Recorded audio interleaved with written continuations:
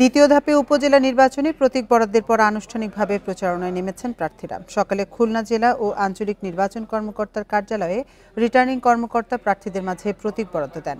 এলো বেক্সিমকো বন্ড 15% মুনাফায় সর্বোচ্চ হারে সবার উপরে। এ সময় তিনি প্রার্থীদের আচরণবিধি মেনে নির্বাচন কমিশনকে সহযোগিতা করার আহ্বান জানান। ঝালকাঠি সদর ও নলছিটি উপজেলার 23 প্রার্থীর মধ্যে প্রতীক বরাদ্দ দেয়া হয়। দ্বিতীয় ধাপে নড়াইল সদর উপজেলা ও লোহাগড়া উপজেলা পরিষদ নির্বাচনের প্রার্থীদের মাঝে প্রতীক বরাদ্দ অনুষ্ঠিত হয়েছে। নির্বাচনে এই দুই উপজেলার চেয়ারম্যান পদে 8 জন, ভাইস চেয়ারম্যান পদে 9 জন এবং মহিলা ভাইস চেয়ারম্যান পদে 5 প্রার্থী প্রতিদ্বন্দ্বিতা করছেন।